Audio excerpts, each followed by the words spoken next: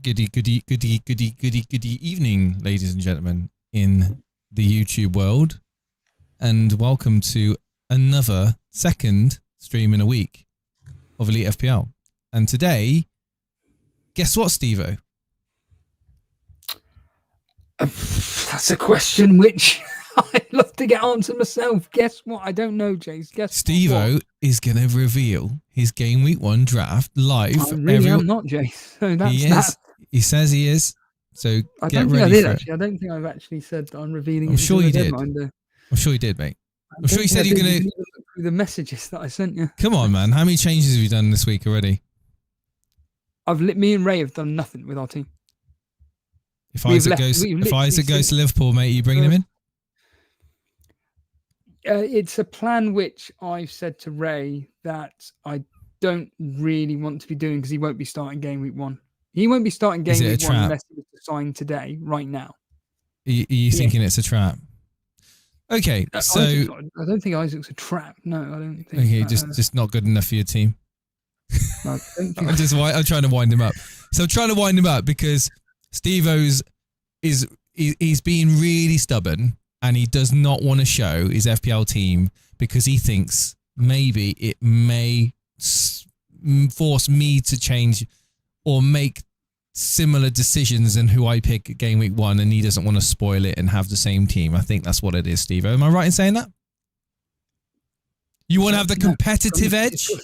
It's literally got nothing to do with that. Is it because you want to have free reign to choose what you want and you don't want to share what transfers you're making? My team is essentially, if anybody watches Trigger Lips' stuff, just watch his video and you've got my team. That's all you need to know.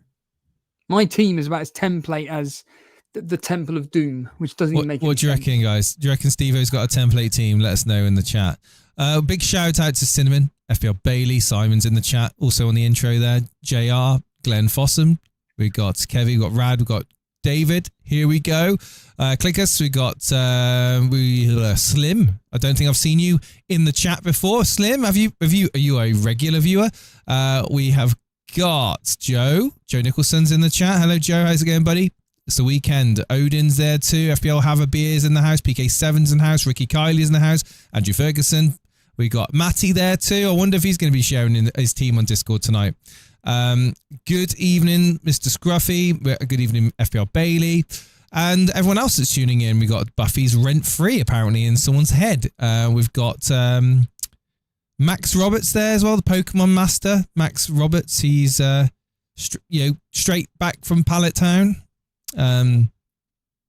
Taffy's in there as well, guys. So tonight we're going to be doing some FPL chat about the news. There's so much news to talk about, Steve-O, and some talk about we've got mini leagues on. I mean, you sent me a message earlier on, Steve-O, about mini leagues as well.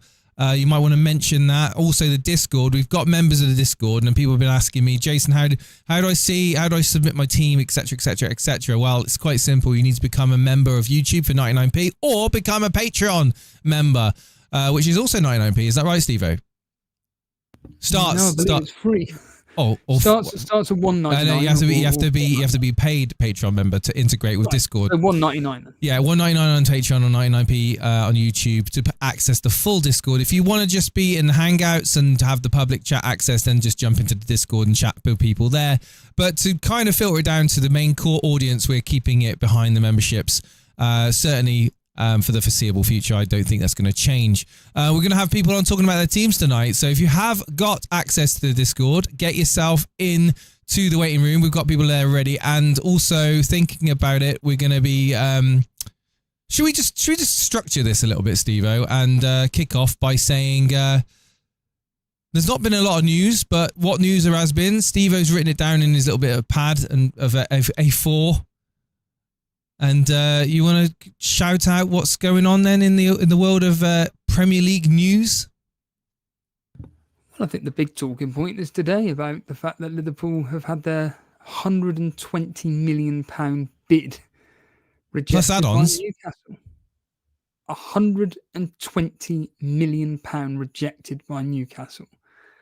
I get the principle, but they are never going to get this money for Isak ever again.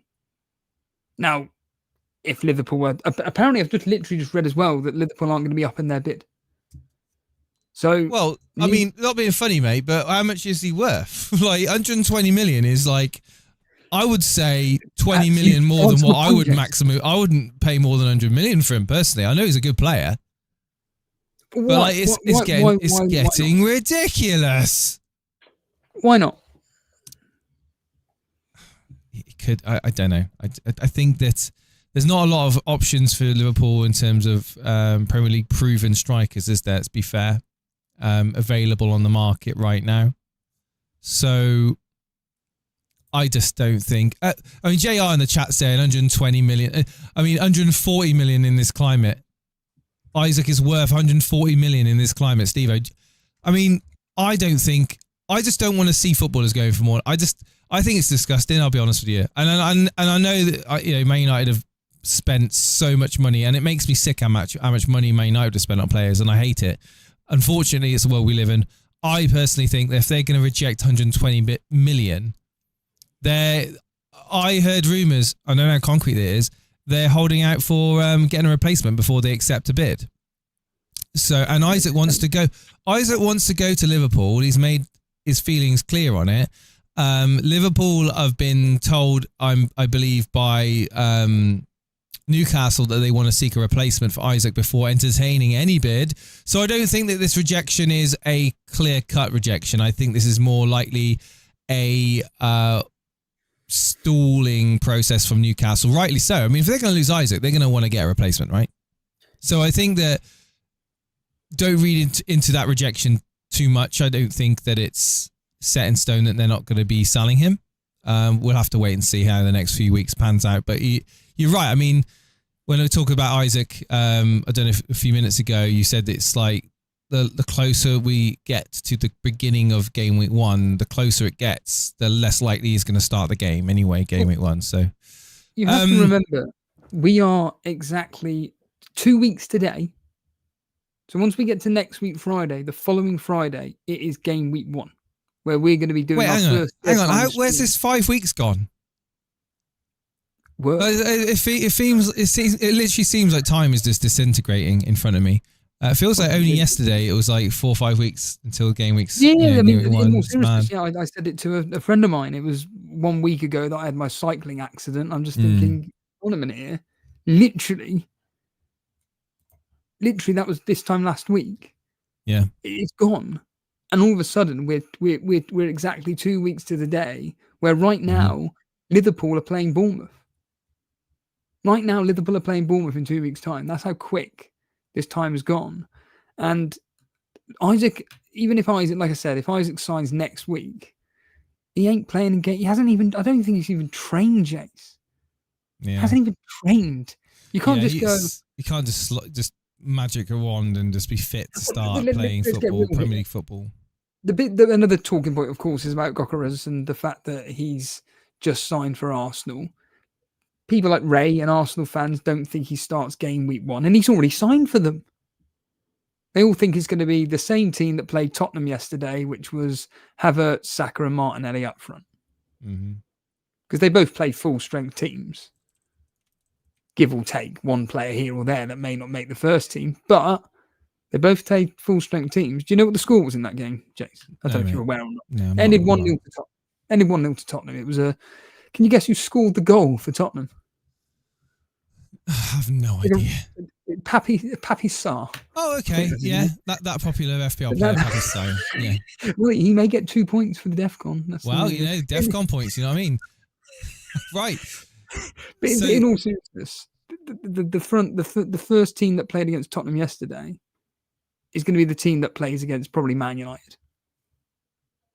Let's get real here. It's probably going to be the same team that plays Man United on the Saturday. It's the Sunday, isn't it? You're playing Sunday, isn't it? Yes. Yeah. I'm actually quite excited if this Sesko news comes through is actually happening and we actually end up signing him. I think that this could be quite a big change in our dynamic. Who is this guy? Who is this? How do you spell his name for this timestamp? Sesko. I mean, Sesko. SESKO. Yeah. KO, yeah, right. Who is this guy? Genuinely. RB Leipzig striker, very good. I mean, his stats are pretty decent. He scores incredible goals, but then if you go on YouTube, it's easy for people to put compilations together. As of the 24-25 season, Sesko scored 13 goals in 33 matches, with 9 of those goals scored at home, 4 away. He scores about half a goal every 90 minutes, so a goal every 2 games on average. Contributed to 18 goal involvements. His non-penalty expected goals per 90 minutes is just under half, placing him in the top 93 percentile of Bundesliga players. So he's pretty decent. He's a pretty decent player, and I think that being fed by Bruno, Cunha and Mbeumo could be quite a tasty option. He's publicly said that he would want to join Man United. Man United put a lot of legwork into this about 12 months or so ago, obviously under the previous regime, and he has showed a great interest in joining United. I think that Newcastle could also be in there as well to try and get that replacement striker in for Isak, and have been looking at Sesko. They've got way more money than United to spend, you would think, purely because of obviously the money that Liverpool are offering. But it all will come down to purely player decision, player choice, and also what Man United are willing to pay for Sesko. So it could be interesting over the next week or so. Is he not the answer, but is he an answer to your problems up front? I think so. I think that Højlund is actually showing signs of actually stepping up to the plate and putting a more... I think he's never been... I've never criticised Højlund as being a low energy player. I think he's always had the energy to try and make runs, but I feel that some more urgency's gotten into his game recently. He's doing very well in pre-season, even though you shouldn't read too much into pre-season. I've kind of liked Højlund. He's been really in and amongst the action in the penalty area. And I think this news of Sesko coming to United has excited the dressing room, and certainly maybe put a firework up of Højlund's proverbial, to say the least, and hopefully it will spur him forward to start the season well, assuming he gets the minutes. But yeah, that's enough for Sesko, really. I mean, it's all wait and see. We hopefully will get some news over the next... I mean, some people are suggesting it'll be within the next week. We'll find out an answer, but it could be weeks before we know what's going on there, unfortunately. Is there some form of like merry-go-round then of that? If the Sesko move to whoever happens, then it means that this particular player is going to move to do this, to this, to this. The same as like with Newcastle looking at Isak. Well, from a Manchester United point of view, they are in a very... I mean, we would like to clear a lot of our dead weight in the club. Unfortunately, they are inflated wages and they are in no rush to leave. But certainly, I don't think United are waiting for a player to leave before they will sign Sesko. They're in a position to sign Sesko. Now, from what I've been led to believe from various news outlets, and obviously listening to Mark Goldbridge, the United stand, he seems pretty bullish on the whole fiasco. So certainly I think the only thing that will fail on this transfer from a United point of view would be negotiations, and we've not been great at negotiations. And if Newcastle were able to put a irresistible bid for RB Leipzig, and they couldn't refuse. So despite what the player wants, it will come down to the club's negotiation tactics, essentially. Let's see what happens. And I think that from a merry-go-round point of view from United, no, but from a Newcastle point of view, it would be in relation to losing Isak. They would want to secure Sesko signing at the same time, just to ensure that they've got a striker in to cover that loss of Isak. So it will be very interesting to see, really. And what's the chat's thoughts in the chat? Where do you think Sesko is? Is he? In fact, let's do a poll. Let's put a poll in because Sesko is a topic of conversation. Let's just say Sesko, is he going to United, or is he going to Newcastle? Or is he not going anywhere? Let's have a look. See what the poll says.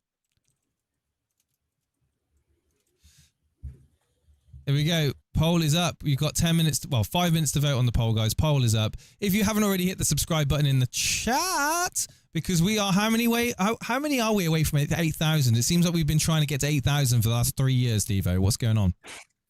18 subscribers. That's 1-8. 18 subscribers. if we get to 8,000 in this stream, Steve will reveal 2 of his players of his draft. It's irresistible. That's very witty. Yeah. That's a good quip. I'll give you that. That's a good quip. For a change. Or as someone at work kept constantly saying, which was really grinding me, fair. Every dues. time you'd made a point. That's fair. That's a fair dues. We got Matt. We got not Matt. We got Max. Matt might be coming on. I don't know. We got Max in the waiting room. Is there any other news apart from obviously you saying about Isak bid rejected that you want to talk about? Yeah, the fact that Saka went off injured and Solanke's a bit of an injury doubt. It's been announced that he may be available for the friendly between themselves and Bayern Munich. That's Tottenham and Bayern Munich. Obviously, the PSG game, the Super Cup, is going to be the big telling point whether or not if Solanke plays that game against PSG, he's straight in most people's teams. But unfortunately, with this whole news of his little ankle injury, is not good. And he's a really good option this season, especially with Thomas Frank having a history of developing the player up front for, in this specific case, Brentford. And then, of course, Saka apparently limped off Jace in the North London derby that was held in North Korea or wherever the bloody was. It's a bit frustrating because these are actually 2 players that seems to be quite template-ish in people's teams, and it will be frustrating, won't it, Jace, that they won't be able to select these popular picks. I don't know what the severity of the injury is on Saka. I mean, has it come out as being anything to worry about? I don't know. In the chat, Joe's saying that it's a dead leg, no injury. So I don't know. I think from a news information point of view, until you get a concrete verdict on that, I think you should probably not worry too much. But certainly, this is one of the things where I think about like having to sort your team out now. It's way too early. There's so many variables: players moving teams, injuries, fitness questions over players that you might just think, you know what, I've got a skeleton team here. There's probably 4, 5, 6 players that I'll probably interchange over the next week or 2, depending on news. I'm not set in stone, but I kind of have an idea who the spine of my team is going to be.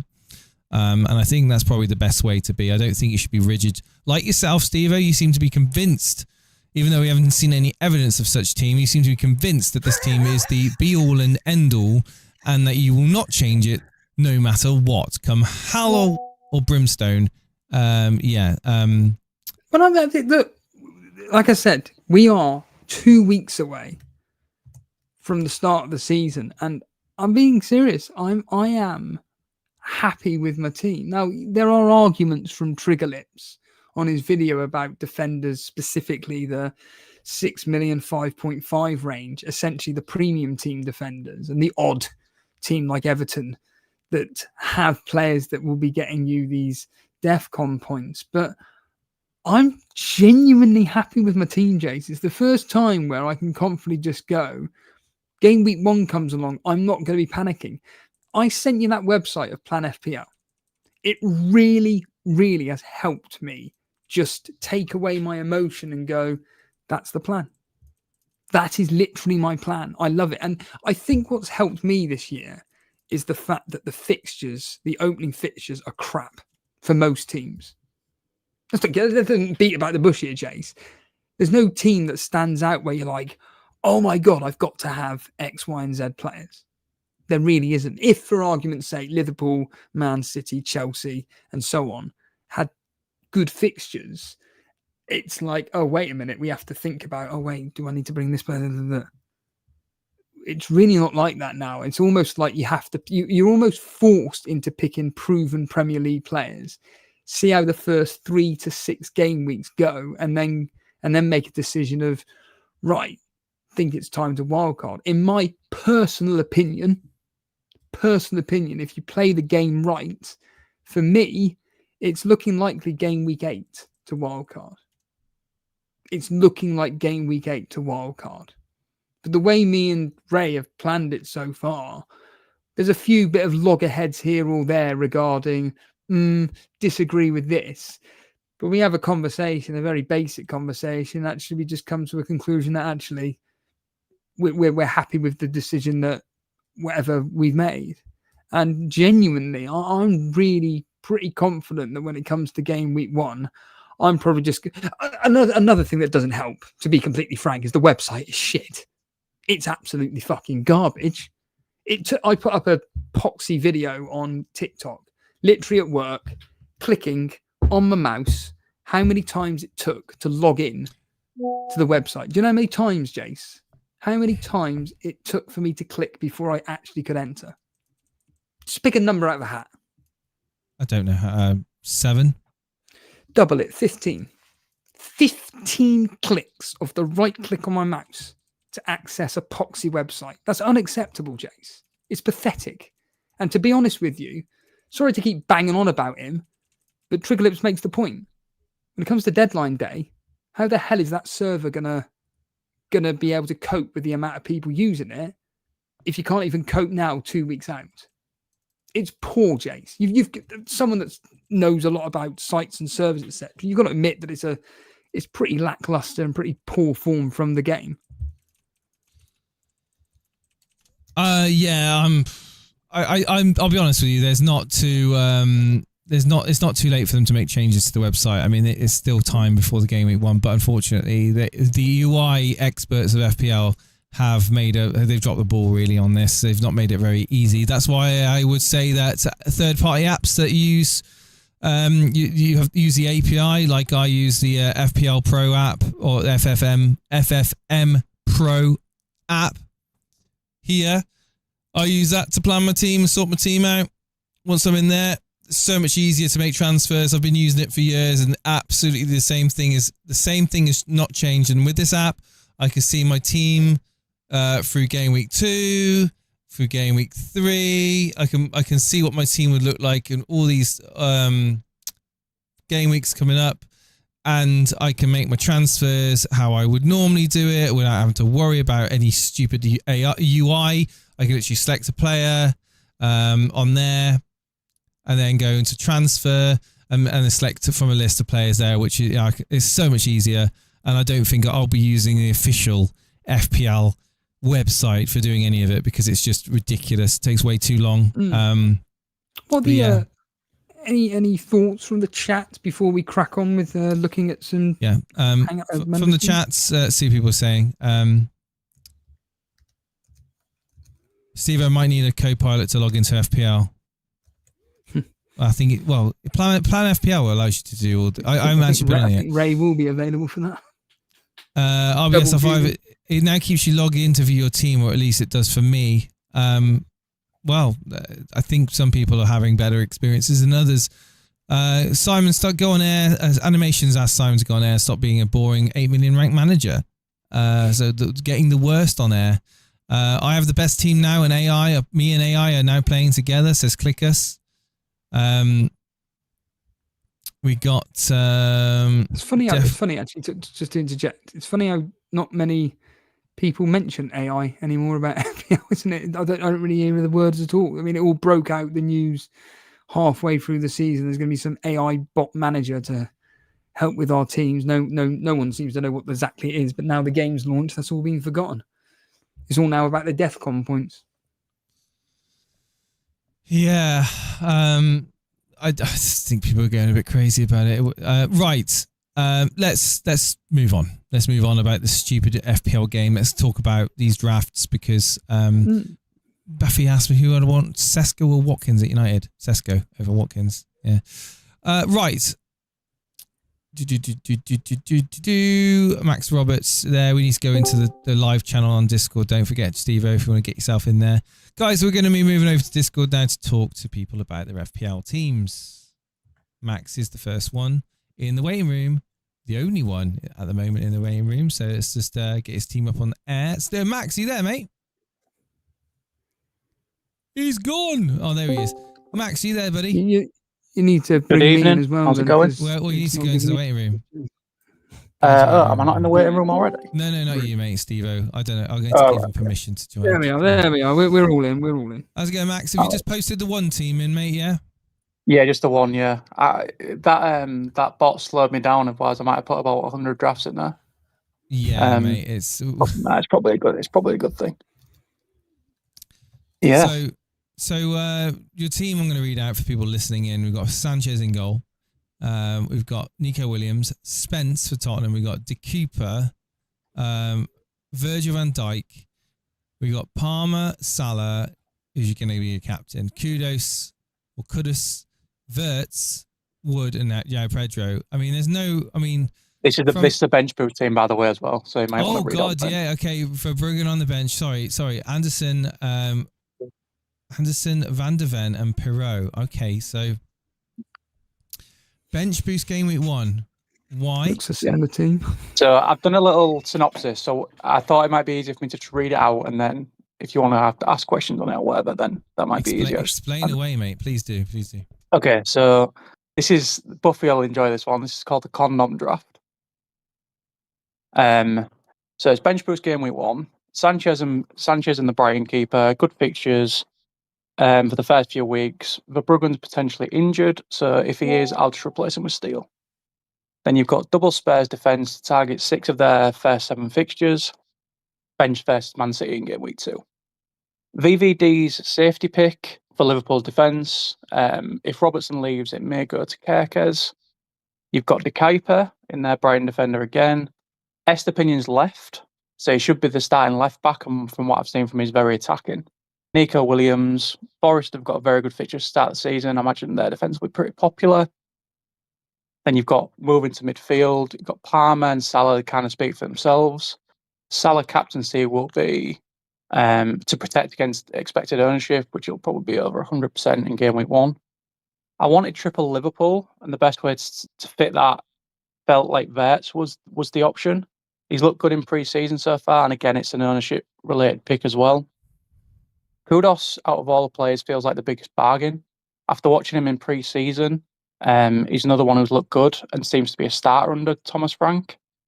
He was also, when he watched the game against Arsenal, he was also coming back and winning the ball back, which is nice to see. Then you've got Anderson, which I think, again, Forest's fixtures at the start of the season are probably some of the best out there. He's on some set pieces, and hopefully he ranks high on the CBIT. Then you move into up front. What's the CBIT? It's the clearances, blocks, intersections, tackles. Defcon. Defcon. Yeah. But for like midfielders or what have you. And then up front, you've got Chris Wood again, another Forest player. Very good fixtures with penalties. I think he's at a nice price point, which means you can sort of move between, like, let's say you wanted to go down to a Welbeck, or you wanted to swap to Solanke, etc., etc. And then João Pedro. This is the one player I'm a little bit unsure on. For me, I think he's going to start the season, but I'm kind of expecting him to be rotated around a little bit, depending on like Delap, Jackson, etc. So he's one of the players that may leave my team in the early weeks, but for the start of the season, I think he's a good pick. And then probably one of the more controversial ones is Perot from Leeds. So I like the opening fixture for Leeds. Everton are generally solid, but they have a couple of defenders out as it stands, which should benefit Leeds forwards. Packed out Ellen Road, first game back in the Prem, may push them onto a win. And also Leeds are in talks with Muniz from Fulham, who is actually at the same price point as Muniz. The same price point as Perot. So if he signs, I can just move Perot to Muniz. And if he doesn't sign, I would just keep Perot. So that's the team. And then I've just done a little thing on players I'm concerned about that are in this draft. So we've got players like Pedro Porro, which I think he's the most attacking Spurs defender, and on corners from the left-hand side, it looks like. Cucurella from Chelsea and Wan-Bissaka. So the nice thing for these guys is that I've got the clean sheet coverage with Spence, Van der Ven and Sanchez from Porro and Cucurella. Wan-Bissaka is scary because of his high ownership, but I also kind of feel like Sunderland are going to win the opening game of the season, so I can't really justify picking him on a bench boost. And then sort of moving forward with the team, there's a potential to free hit in game week 3 when Liverpool play against Arsenal. So you can effectively dodge that fixture and get all your Liverpool and Arsenal assets back in game week 2, which at the moment actually don't have any Arsenal players. And then you can target the likes of Man United and Newcastle who have good fixtures in game week 3. It's not nailed on to be game week 3 as a free hit, but I'll just judge that as and when I see the teams playing. Another thing is that because I don't have any Arsenal assets, game week 2 might be an issue to deal with if they play Leeds. There's a potential to move a player to, let's say, Saka for 1 week and for a captaincy, or again take a -4 to get Gyökeres, but I'm not 100% sure about that. And then the only thing I'm looking at potentially changing in this draft is Matt Gui, I think that's how you pronounce his name, has now moved to Sunderland. And he's a 4.5 million striker. So there's the Mark Gui we find out really? Yeah, from Chelsea. Oh right. Yeah. So he's a 4.5 million striker. And if we find out he's going to start game week 1, like I said earlier, I fancy Sunderland to beat West Ham on the opening game of the season. What I would probably do is I would move Perot to Gui, and then I would upgrade Anderson to Ndai. So it would give me a 6.5 million midfielder again, and then a starting 4.5 million attacker. If Gui starts starting games, he will be in everyone's team. I guarantee it. That's kind of where I'm at. Why do you guarantee that he'll be? Because if you're not going to play 3 up front, like three players up front, then he is a bench player at 4.5 million that is going to start games, and you can just leave him there for cover. What position is for me? He's a striker. He's a striker. Right, I see. Sorry. Okay, I get it. Right. So it allows you to, for example, you could have like Gyökeres and Isak, and then a 4.5 million strike on the bench that plays. Interesting. This is why I like these call-ins, Jace, because we get little gems like that. That is very, very interesting. Because Sunderland's fixtures, of course, are decent within reason. West Ham at home is a good fixture. Burnley away, not that great, but then Brentford at home, okay. Crystal Palace away, rubbish. Aston Villa at home. Well, it's basically their opening 3 fixtures. I feel like I've just listened to a thread on X about like the most optimal planned out bench boost for game week 1 and why. Something like I said, the people in Hangouts can probably attest to this. It's something I've been working on for a few weeks, and it's something I've kind of put a lot of thought into. And there's not been many changes in the past 5-6 days after watching all the pre-season stuff as well. Like I said, it's the condom draft because it's got all the high ownership players in there covered, minus a couple of the ones I mentioned, like the Kukurea, Wan-Bissaka, Pedro Porro. But all the other guys are kind of covered with, like say Sanchez covering the clean sheet. You've got the 2 Spurs assets covering the Porro points potentially, and then I've just the thing I'm going all out on is I'm backing Everton and Sunderland. Sorry, Leeds and Sunderland to do well in the first game week. That's kind of where I'm pushing my neck out. But everything else is kind of like template condom pick sort of thing. It's funny because you say about you feel that Sunderland and Leeds are going to do well in their opening fixtures, and they have got, let's not mess about here, 2 decent home fixtures. And you know what's going to happen. Like it happens with all the championship teams, they lose 1-0, 2-0. People are like, oh, they can't cope with the Premier League, and it's only the start of game. West Ham are crap, but they're no mugs, and it's the same with. Yeah, it's a fair assumption. Like I totally understand. It's just when you from like obviously as a Hull City fan and watching teams come up year in, year out, that first game at home with the backing from your home fans back in the Premier League, especially at places like Ellen Road and Sunderland, they're both going to be packed out. The noise there, I think that they've got the momentum. If this game was in game week 20, I would change my mind on it. We heard the same noise with Ipswich, with Southampton. Ooh, we're back at whatever bloody Ipswich's ground is called. They go and get, what was it against Liverpool? 4-5. I can't even remember.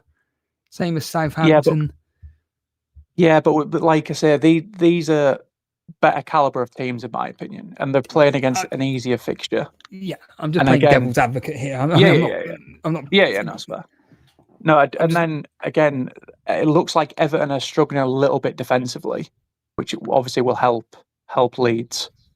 So again, I could be completely wrong, and Sunderland lose that game and Leeds lose that game. But in this draft, I'm putting my neck on the line and saying that I fancy Sunderland to win and I fancy Leeds to win.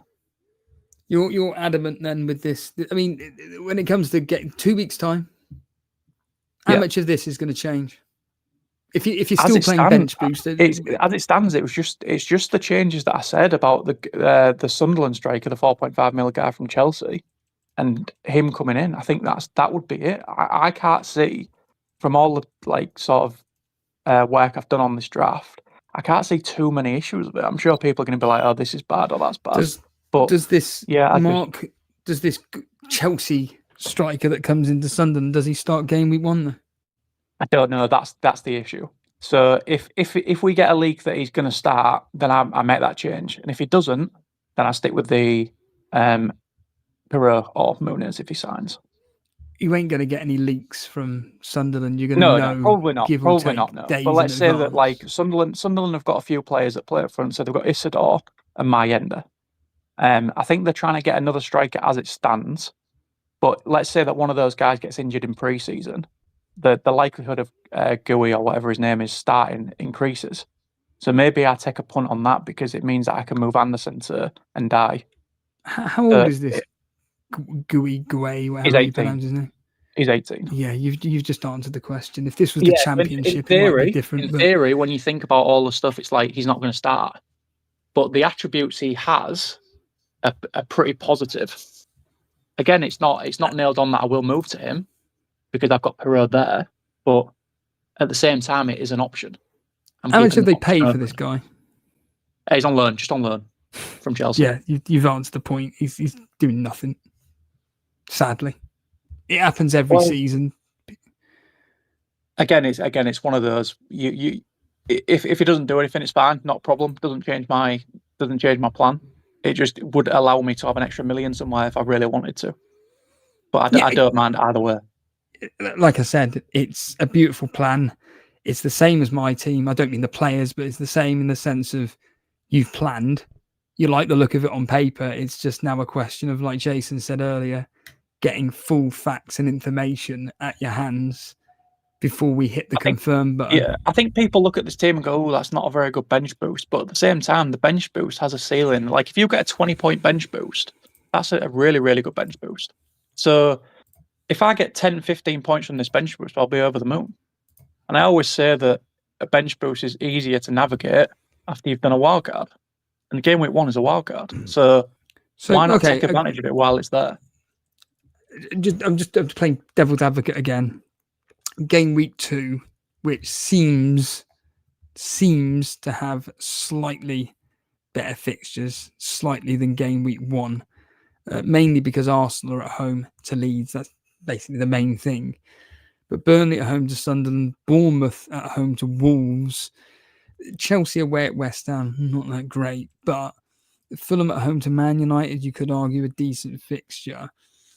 The rest of the big teams, not particularly great. Although Man City at home to Tottenham, you could argue, because Man City do like, they're in games involved with Tottenham, which involve goals, basically. But is there another game week where you could potentially bench that you thought about bench boosting instead, or is it just you've just been concentrating on the opening? I think annoyingly the best bench boost actually might be in game week, like really late on in the season, like game week 19, like right at the end when all the fixtures change.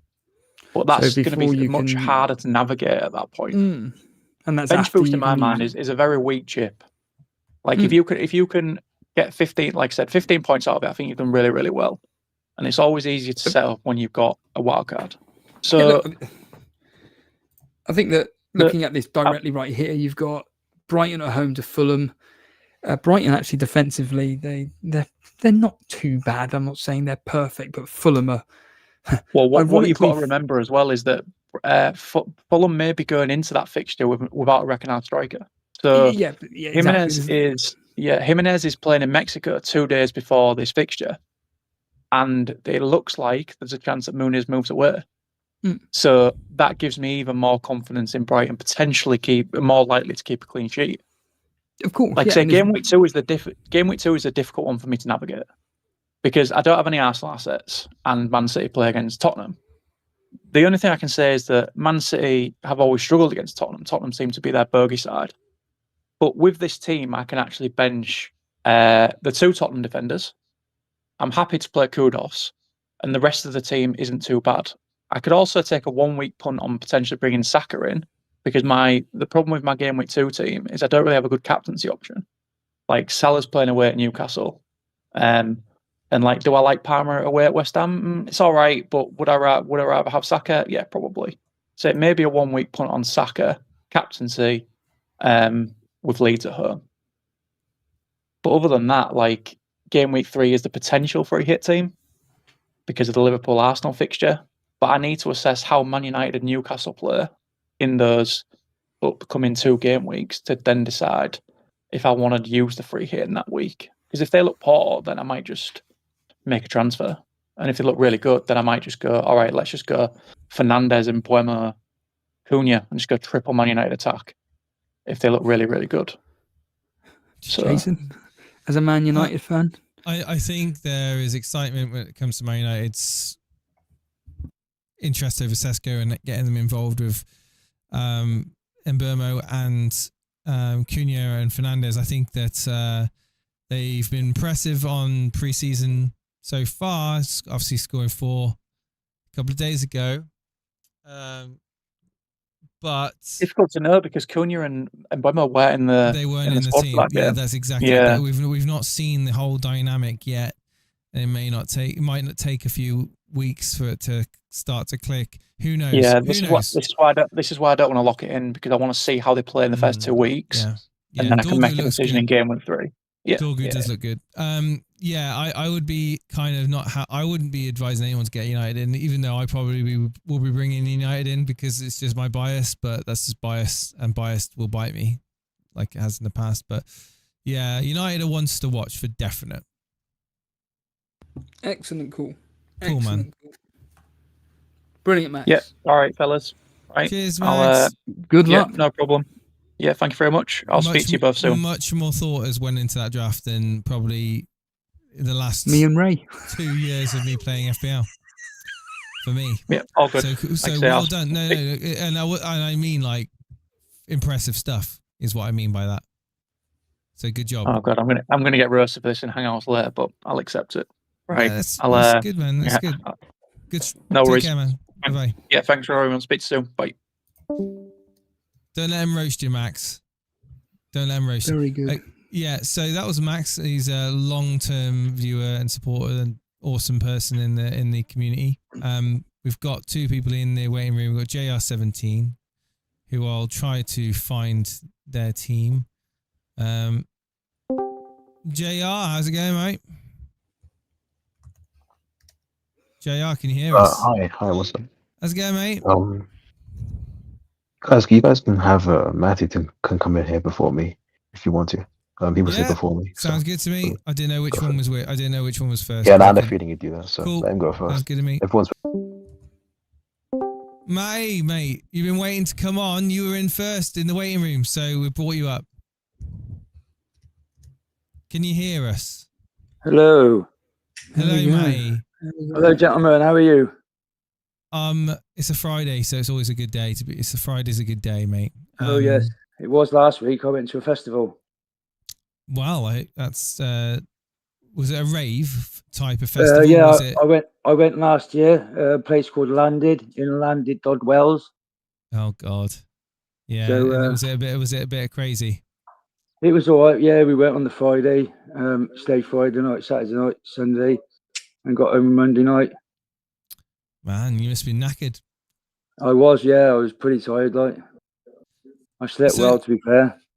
Were you playing with your FPL team whilst on the festival? Were you tinkering around with it, or are you set in stone? To be honest, I'd only done a couple of drafts. I've been playing the Women's Euros fantasy. Oh, okay. Didn't even know there was. And like on the day on the Sunday, because we're down in the valleys and that, we're really like low, so I couldn't get no signal, so I had to go 4 miles out of the festival to be able to get a signal to be able to lock my team in for the women's England and Spain. And then I done that. And how did you do? How did you do in that? Good or bad? I ended up 200th in the world.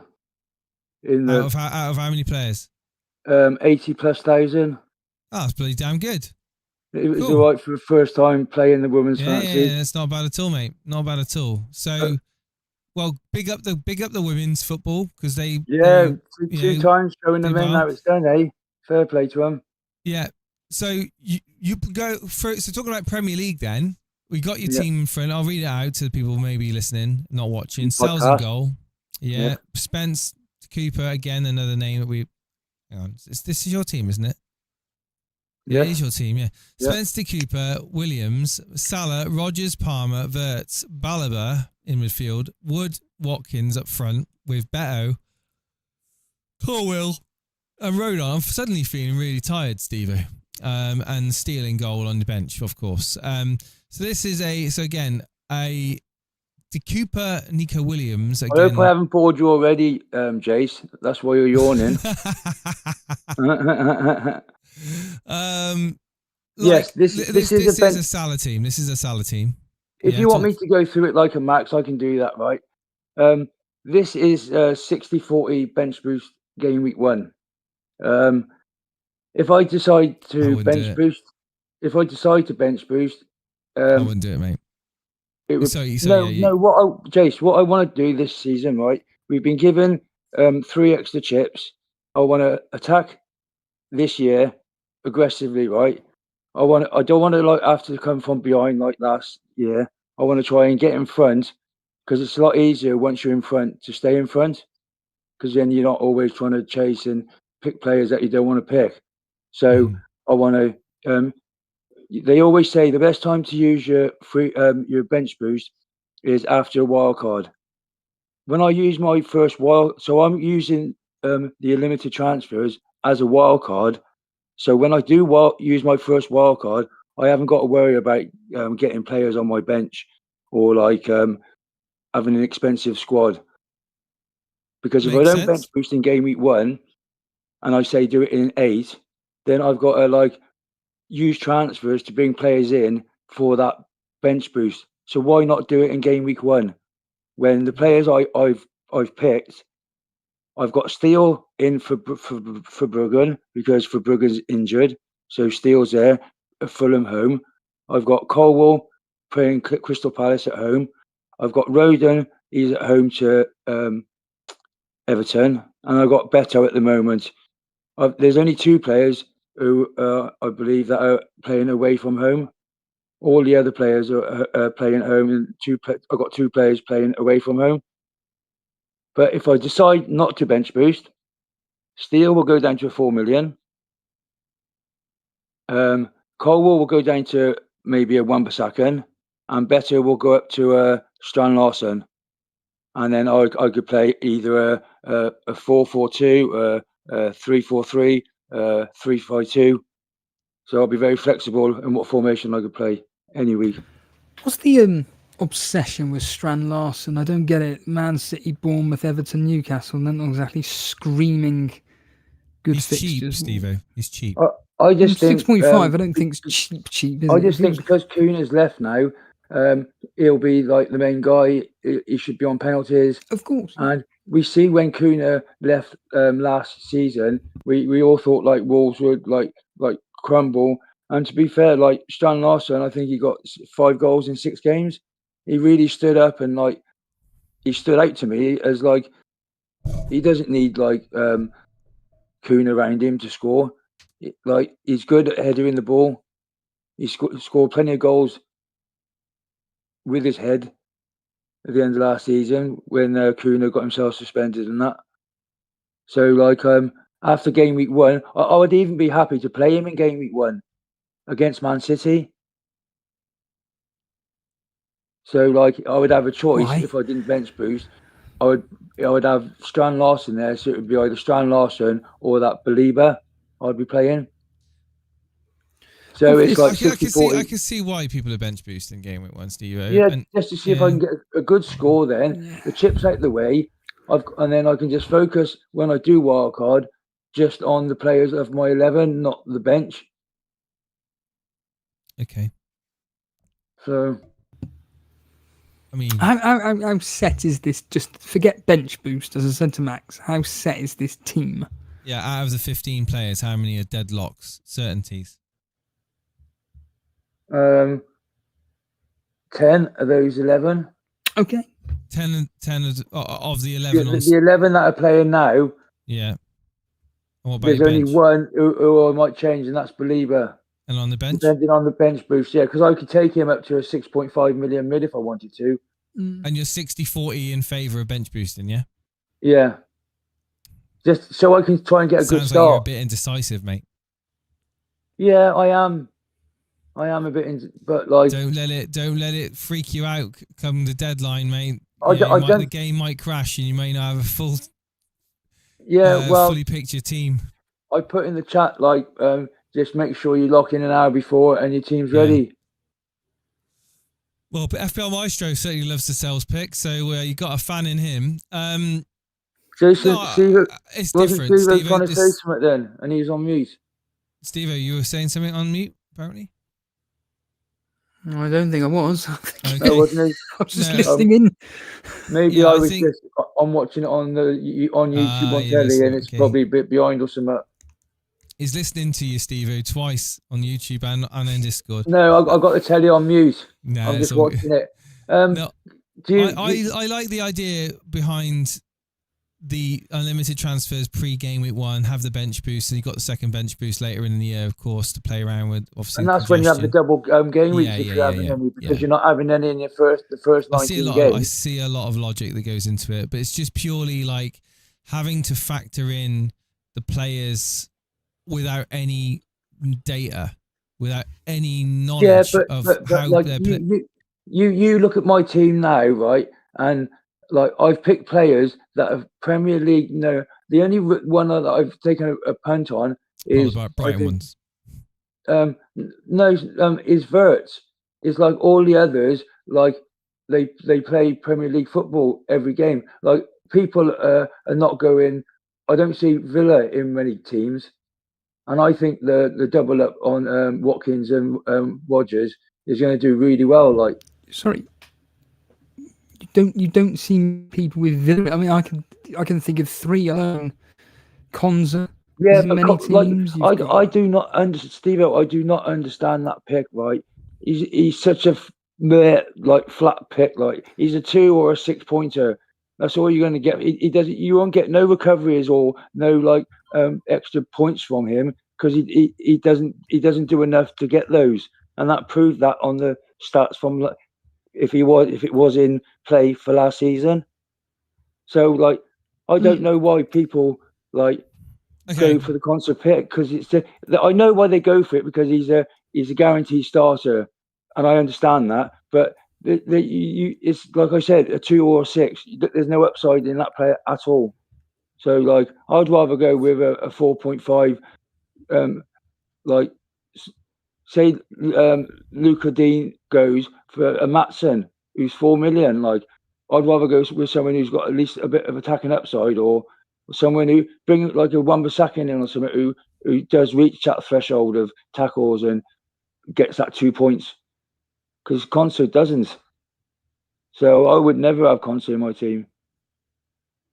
I mean, interesting. I think Konsa's a pretty solid centre back. Yeah, he's solid, but he'll get you tackles, clearances, blocks, and things like that. He doesn't get you them, Jace. Honestly.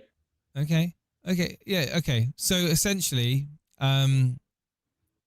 you just like 60-40 in favour of bench boosting. Here's your team. Beto is, not a great pick, but to like Beto and Belieber, I could change them around. Like if, like Max said, if that Gay starts Guru, is a 4.5 striker, I could even downgrade my bench even cheaper. So I'm investing my money in the 11 on a bench boost and get a 4.5 striker alongside a 4.5 defender and a 4 million defender, and put the extra money into Believer. So when my bench boost is done, there's only like probably 18 million on the bench or something. Yeah, I mean, I can see the thought process and the argument. It's a strong argument to do what you're doing, Steve-O. Could you agree that there's a strong argument to bench boost game week 1 in that this team is? I don't want to be going over round circles, but but close to being what you'd expect people to play for a game week 1 bench boost. I don't think it's outlandish, is it? I mean, I think he's got his reasons for doing it, and I think that he won't be the only one bench boosting if he chooses to do so. Also, I'd like to make a point. I like to play with price points where, like, with what a lot of people, they're not going as high as Watkins. So with Watkins, if Gyökeres goes off, he's the same price, so I can just go straight to Gyökeres from Arsenal, where a lot of people are going like 7 million. Just keep up to date with news on Beto and Colwill, because people are saying that. I see that. Not sure Beto plays or Colwill's a guarantee. So just again, you might have to rejig these players around if you are insisting on bench boosting game at 1. So again, I think it would only be the bench that I need to sort out, and maybe Believer might, but all the others, I could see that they've been in my draft for ages. You just have to jiggle that money around and get different options in if news says otherwise. Matty, I mean, it's not a bad system, not a bad idea to do what you're doing, and the team isn't bad either as long as they all play. I mean, if they all play, that's great. That means the bench boost is going to be fully effective. But if you've got one or two that aren't playing or they have limited minutes, then that is obviously an issue. But Matty, thank you for coming on, man. Appreciate it. Yeah, mate. I appreciate you having me on again. It's been a long time. Cheers, mate. Yeah, glad to hear about the old the rave as well. Keeping young. I like it. Keeping young. Young. Mate. Yeah. I ain't got the energy for things like that. Cheers, mate. Yeah, I know I haven't, but like, what the hell, eh? I'm going traveling soon. I'm gonna be vlogging it and YouTubing it, so you'll be able to watch my videos if you want. Oh yeah, stick him in the Discord, mate. Yeah, it's gonna be Matty Travel a lot. Oh, sounds good to me. All right, buddy. Yeah. All right, mate. Thanks, now. God bless. Bye now. Matty Travel a lot. I like it. Matty win a lot. Matty travel a lot. In all seriousness, what are people legitimately saying about these last two callers in Max and Matty regarding these bench boosts? I mean, the question marks, of course, over certain players. Obviously, Matty wasn't too convinced with Baleba. I mean, he isn't going to set the ground on fire, but certainly Beto and the pick in Colwill Beto. Obviously, Rodon versus Beto against each other, game week 1 as well, bench boosting into that. I mean, are you happy with that? I mean, he seems to be quite happy with that, but I think that he said himself, 10 of the 11 there, Baleba could be changed, but 10 of the 11 could stay in quite easily, and his bench can be jigged around as he approaches game week 1 deadline with more information. I don't think it's the end of the world bench boosting game week 1. You got 2 bench boosts to use, so yeah, I can absolutely see the logic. I personally. I liked Max's team. I personally have going to be using 2 chips within the space of He's bench boosting 8 game weeks. In 8 game weeks, have you got any idea of how many chips you will be using? No, I don't. I'm going to wait to find out what the content creators tell me to do. Yeah. No, I'm not really thinking about it until the week of the deadline. I'm not going to really take it seriously. I'm sorry. I'm not going to get into a fluster about it. It's just pathetic in my opinion.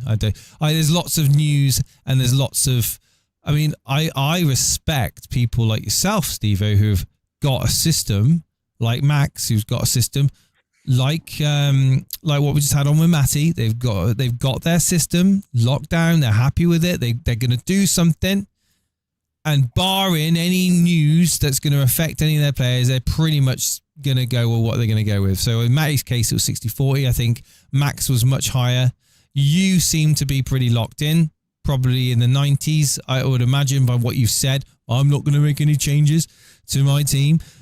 We'll see on that one, of course, but we will have no evidence to say if he has or not, because he ain't going to let us know. But certainly a big shout out to Denver as well. I missed out. Sorry, Denver, if you're still in the chat, mate, I'm sorry. Member, Denver's become a Elite FPL Let's Go member on YouTube. So big shout out to Denver. Thank you very so much for that, mate, and the support. If you have not already hit the like button or subscribe button, please do so. We are literally less than, 18 subscribers away from 8,000. We may be less than that now. So try and help us get to that goal of 8,000. It would be great. We've also got is that a super chat that's come through here? Let me just double check. I know you're looking at the chat, mate, not me. I don't look at anything anymore. What's going on? Well, a football icon has done a 199 super chat, I believe. So let me just quickly check. Oh, it's Matty. It's Matty. Sorry, I couldn't see his full name on the chat. It's Matty. Matty, who came on just a minute ago, has done a 199 super chat for the channel, and that's absolutely not necessary, Matty, but we much appreciate it. It'll go towards Steve-O's trip to Turkey to get his ivories polished. Yes. Right. So that was final corner. Yeah, get on JR17. JR17, my friend. Thank you for waiting patiently. We've got your team up on the screen now. For those of you who don't know or can't see the screen, it's Sanchez in goal, Milenkovic, Colwill, Murillo. We've got a lot of Nottingham Forest love here. We've got Saka, Wirtz, Rodgers, Palmer, Gakpo, Steve-O, Gakpo. You remember him? Midfielder now. Watkins, Wood, and then on the bench we've got Eyestone, who I don't know who that is. Evan Nielsen, Hoiver, who I've not seen that name for a long time, and Gudmundsson, rolling back the years for Leeds. So we did have JR in the chat. I'll just try and get him back in because he's just disappeared. It's, JR, are you there, buddy? Talk to me. Hi, sorry. Oh, crap. Oh, hang on. Here we go. Sorry, I couldn't hear you at all. So I left and came back. Well, we can hear you now, and you can hear me, hopefully. Yeah, awesome. That's good. So again, Sanchez in goal, Milenkovic, Colwill, Murillo, Saka, Wirtz, Rodgers, Palmer, Gakpo, Watkins, Moore, Nottingham Forest lover, Wood, Eyestone, Evan Nielsen, Hoover, and Gudmundsson in your bench. So what was the plan for this team game? I'm just looking at Matty's team list. I just realized we have like 7 or 8 of the same players. I didn't even notice that. Like most of the front line is the same. I don't know how that happened, but you've got some differentials there, mate. You've got sure. I mean, you've got. I want to know what your thoughts are with obviously having Saka and Gakpo in your team. It seems to be. You don't see those very often, yeah. Not at the moment, no. I'm pretty set on having no Salah, no Holland. I'm very set on that. That's like the big thing for me anyway. Obviously pretty risky, but I just think like value wise, people might disagree with me. I just like if you're above 14 million, I think you just have to be captained every week, and I won't do that for either of them in the first 3. So I just won't have them. Maybe I'll buy them later on, but also Gakpo, like obviously Diaz isn't there anymore. And obviously I just what do you see in Gakpo seriously as an FPL asset? An FPL, I think he's just a good goal scorer. To be fair, like whenever he tends to play in this team, he does pretty well offensively. Gets goals whenever he actually manages to play games. There's a period last season when everybody wanted him. JR, what is your team? Sorry, I don't know if you've mentioned it in the past. Who do you support? Oh, it's Arsenal. You support Arsenal? Okay. Yeah. Okay, I'm just trying to get to the bottom of this this selection here with Gakpo. I personally haven't looked in the direction of Gakpo as a Liverpool option. I've looked towards Wirtz, which you seem to have in. But you've gone with Wirtz and Gakpo. Yeah. Is your thoughts maybe to kind of hedge your bets against owning Salah and having right? I just think they're a really good attack, right? Kind of, but then again, like just a good attack. they score a lot of goals. Bournemouth look a bit shaky, like they conceded 4 to United just now. And they had most of their defense there. I think they were missing one guy. Most of their current defense anyway. So they might be in trouble game week 1. We'll see though. Steve-O, look at this team, mate. I don't dislike the midfield. I think the midfield is very powerful. Maybe Gakpo is a little bit of a fringe player for me that I would probably not necessarily throw into my team. But other than that, it's a pretty solid team, Steve-O. I mean, Saka news obviously are pending that, that injury, not injury, who knows. But have you got other ideas? Yeah, I'm rather other tempted players. I've loads. Like I'm not the biggest fan of Colwell.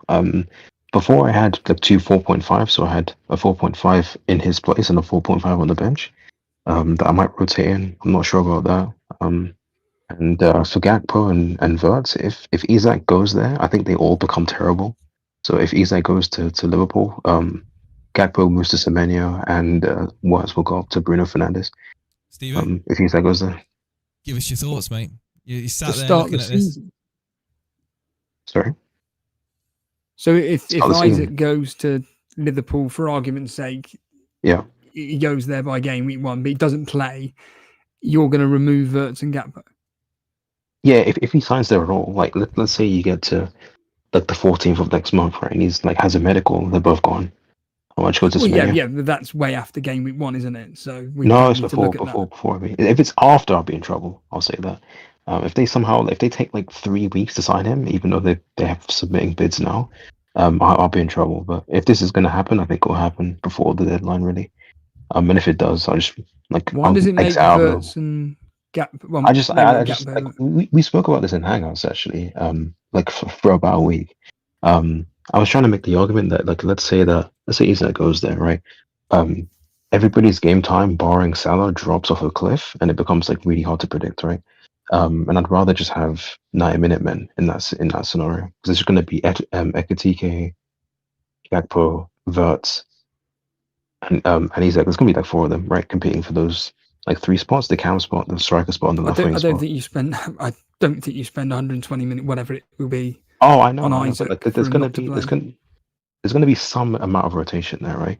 And I don't think Isak's going to be worth 10 and a half if he goes there because he loses penalties and everything. So, like 10.5 is too much for him at that point. Think of the likes of Szoboszlai, Salah, yeah, I know. Whoever feeding that's what I'm saying. Isaac. No, I kind of understand that. I just don't think he's going to play all the minutes he needs to be worth 10.5. Like I have to find that money somehow if I want him. I don't think I want to do that. So. Well, this is the issue, isn't it? Is that there are certain players in which we are probably at some point going to want, and you haven't quite got the price point there, other than Watkins to Gyökeres. Are you adamant on Watkins? Yeah, very much so. Yeah, if he stays there, I'll hold him for the first 8. He's probably the most nailed guy in my team at this point. I've got him booked in for, I think it's game week 5. I think I've got him booked in to come in. Because that's when their fixtures really do turn. I think they're good from now, to be fair. And in my mind, all transfers are -4s. So I feel like if you want to book a player in, you might as well just have them in from now. If they have like remotely decent fixtures, right? But it depends who the players you've got in already are. I hear that, but it's just that like I look at all transfers as a -4, and I'm like, well, if I'm going to have someone else and then move to him, I have to have a very good reason to do that, and I just have Watkins now. Like the first 3 are pretty good. So Newcastle at home, I don't know where you're coming from with that. I think it's that fine. Easier. I mean, it's a fixture, but Newcastle aren't exactly an easy team. I like the idea. I like the idea that JR is quite clearly set on these players, and again, unless he's fooling us, Steve-O, it is nice to see people that have got their teams how they want them, and we've got a couple of players that are different and not all reverting to. I'm not here disputing. Yeah, and I think Watkins, if he stays at Aston Villa, which he looks likely to do so, he ain't going anyway. He'll be staying. Yeah, I think that. I think Newcastle I think Watkins could do something against Newcastle at home, Steve-O, at Villa Park. Again, so I don't see it as a bad... you could argue that with any player on the planet. But I'm just making the point that the opening 4 fixtures aren't exactly, oh my God, screaming Ollie Watkins, for instance. No, you're not going to get a hat trick. Yeah, I think you might get him. I think you might get him. I don't think so. I don't think they're like really. Yeah, I don't think they're like really incredible. I just don't think anyone, like you were saying before, like no one's fixtures are really like that good, right? Like when you just want to triple up on a team. Yeah, and this is exactly my point. Whoever we're getting in, I think that the fixtures do start turning from around, for certain teams, around the game week 4-5 mark, and Liverpool specifically, Burnley away, Everton at home, Crystal Palace away, Chelsea away, whatever. But those 3 fixtures there, specifically Burnley away, Everton at home, they're really good. I like him, yeah. Yeah, they're really good, and people like game week 4.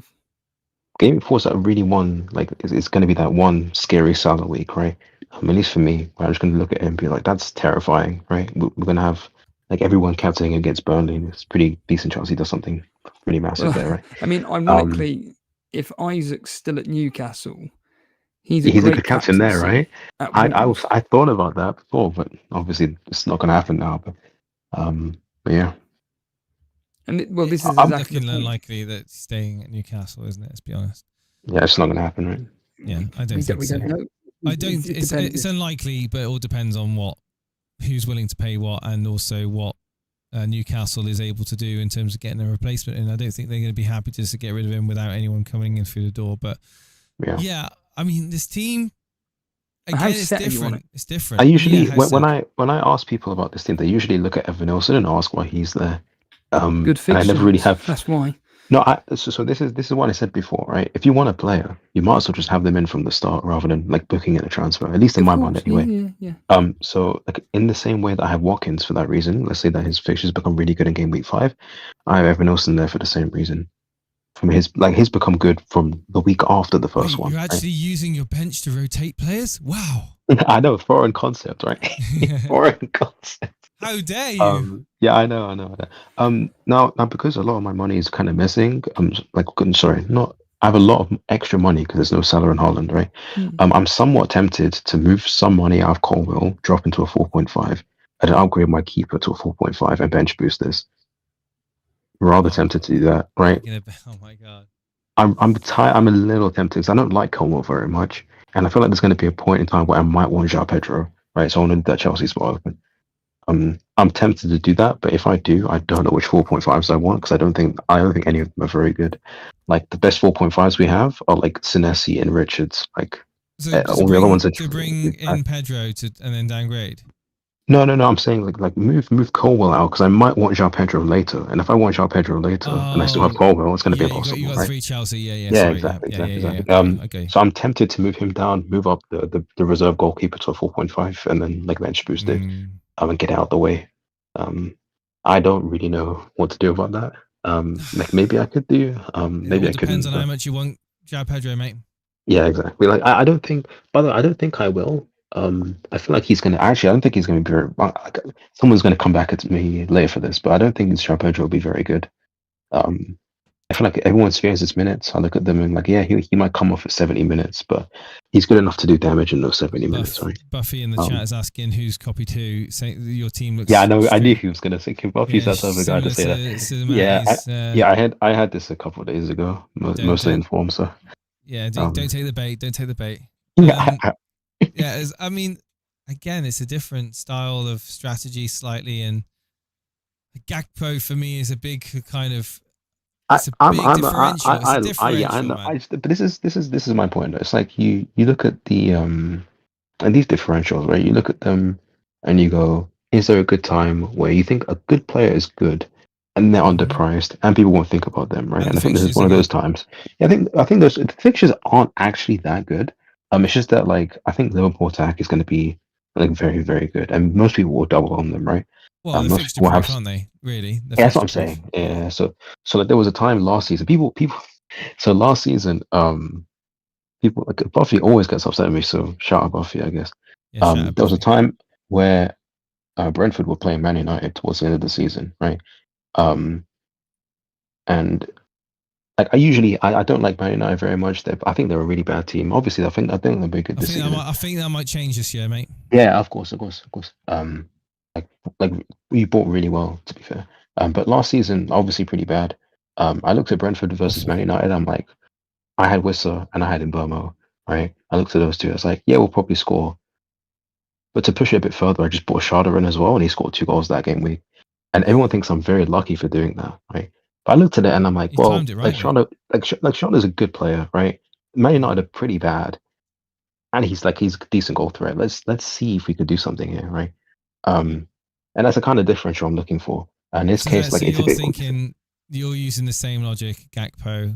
I mean, yeah, it's just that it's the fact that Diaz isn't there anymore, right? If he was still there, I wouldn't even be considering this. But Diaz is gone now, so he's pretty locked in at left wing for the first 2 or 3 weeks, maybe 4. Yeah, Maybe I'll move him afterwards. He was a slot favourite as well. So yeah, exactly. Played a lot. Now I like Semenyo, so I might move him down at the end, but I'm gonna put that for now. So fair play, mate. Fair play.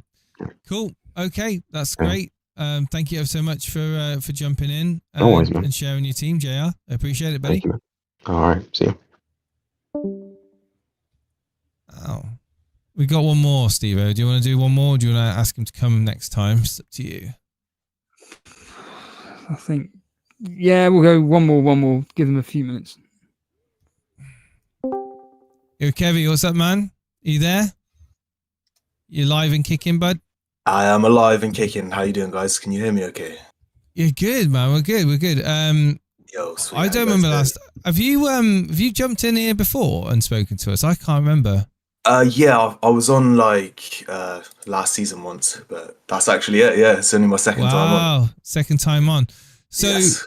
Are you excited? Are you calm? You cool, or are you kind of frantically looking to build your optimal Gameweek 1 team still?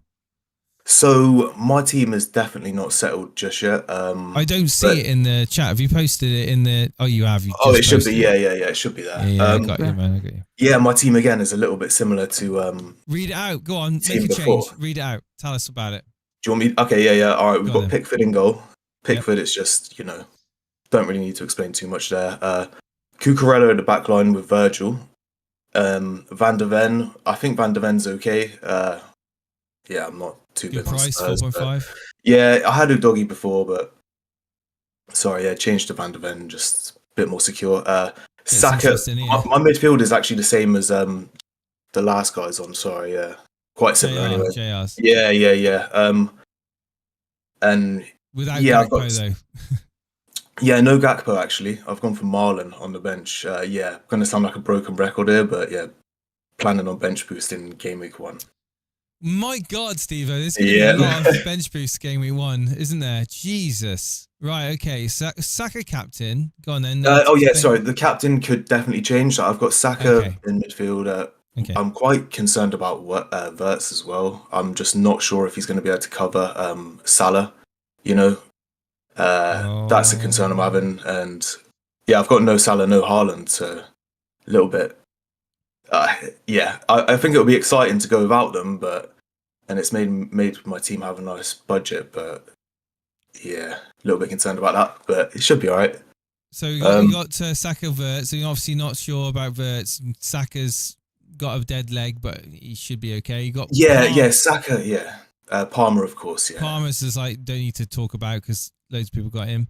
Rodgers, he's just a 90-minute man, yeah. Very good player for the price, yeah. And then the front line is a little bit interesting. The front three, got Gyökeres, Strand Larsen, and Bowen at the moment. And I'm actually quite set on that front line. I'm okay with it. Sort of missing Haaland a little bit, but you're not concerned Gyökeres probably won't be starting Gameweek 1? I believe he actually will start, yeah. I think if Arteta doesn't start him, sorry if you can hear my dog barking, I think he's mad if he doesn't start Gyökeres. I know. I'm not surprised he didn't start against Spurs yesterday. I was really disappointed he only got 10 minutes though. Like Arteta should have brought him on at 60 minutes. But yeah, I believe he starts, even if Havertz starts potentially behind him, like in the 10 sort of 8 you know what I mean, sort of shadow striker sort of thing. But yeah, I believe Gyökeres actually will start Gameweek 1 against Manchester United. And you're saying this is potentially a bench boost team? Yeah. So, yeah, with the bench boost, I've got Areola. I don't know if you want me to explain my team. Sorry, I was just kind of going into Areola, by all accounts, West Ham are going in for a new goalkeeper. So, that's do you what I think? meant to do. Yeah. Okay, fair enough. Esteve Yeah, away at Tottenham again. You'll be lucky to get 3 points. yeah, that's one that I'm like looking at that thinking, I don't know. I could just do with a good 4 million defender, but there's not many. He's a perfectly fine, good 4 million defender. I just think on a bench boost, it's not going to get you anything more than 3. And then Yeah, I Coupe, mean, yeah, I don't mind that too much. There's a slight chance that Spurs do what Spurs do, but I think they'll beat Burnley. If we don't buy a striker, we're fucked. Basically, Oh, really? we ain't going to score goals, so it's just going to be a case of can we defend for our lives and keep the score down to 0-0, basically. So Spurs will not be conceding against us. So moving on to De Coupe, obviously we all know about him, but this Marlon of Aston Villa, is he even a starter? Yeah, he's a little bit of an interesting pick actually. So he could potentially be starting, yeah, because Villa don't have Asensio now and Rashford, so there's space in the front line. I mean, they could be losing Watkins as well, potentially. Yeah, Marlon is a recent ad which I had. Who's the new dude at Sunderland? Adingra, is it? Had Adingra before, yeah. But I'm not sure about Sunderland neither. Like, so yeah, Marlon could change, but I do think it's quite if he's starting, he's a good pick, definitely. But yeah, I'm going to keep an eye on their friendlies as well, just to see. No disrespect, but I think the two teams that we've seen beforehand with bench boosts are the word perfect is meant in the sense of there seems to be a plan, whereas this just seems like a bunch of players thrown together and just so you know the old saying, let's throw at the wall and see what shit stays on it, whatever the bloody saying is. It's hopefully over 8 points, yeah, at least. Yeah, because Areola, again, it's either going to be a 1-0 West Ham or a what I'm trying to get at is that at best 6-7 points. Yeah, Esteve at best 3 points. So we're up to 10. De Coupe, by all accounts, potentially. Not too sure about De Coupe actually on my team at the moment. Couple of points. But yeah, a few points maybe. Clean sheet. According to everybody, Brighton's going to be getting a clean sheet against Fulham. Yes, and then sorry, 11 points. Yeah, I'm not sure. I will say, one big player which I do like, who I've not heard many people talk about, is Anthony Robinson at Fulham. Like, I think I had him before, and I just think he's a good player. Yeah, it's a good player. So many assists last season. Yeah, not bad. But yeah, my bench boost, by the way, my plan is to bench boost, and then as soon as I've done that, just try and downgrade my bench and put all my money into my 11. Pretty much. So that's why I would like to bench boost early. I saw someone say earlier as well, like bench boosts kind of do tend to not always go that great anyway. So just getting it out of the way would be quite nice for me anyway. Yeah, I don't think that should be used as an excuse to use bench boost. You need to use it at the optimal time, which is when, let's get real here, at any time of the season, whether we've got one bench boost or two, it's when your team's got the best fixtures across the 15. And certainly in this specific case, I don't think your team has the best fixtures across the 15, basically.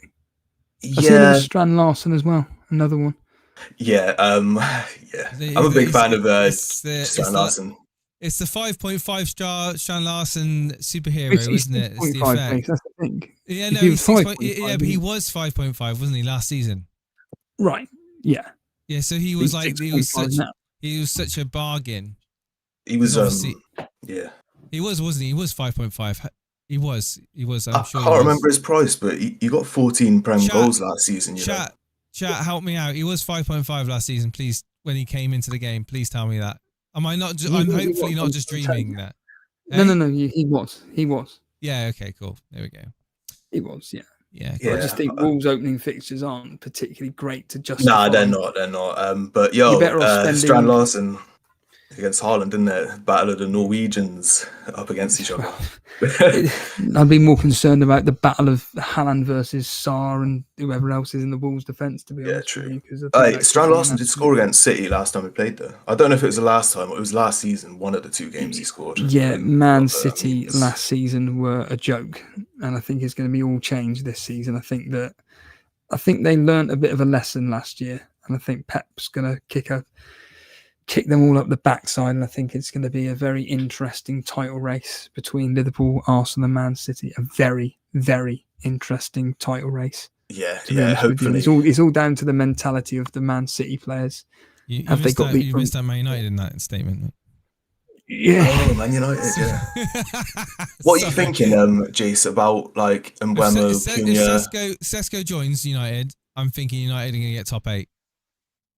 Do you think both Mbeumo and Cunha are gonna do well, or do you think one of them might flop? Or... I think they both play well in the Premier League. There's no reason why they would start playing crap in the Premier League now, unless they really cannot adjust to Amorim's system. I think that if Sesko hits the ground running, we could even get Champions League football.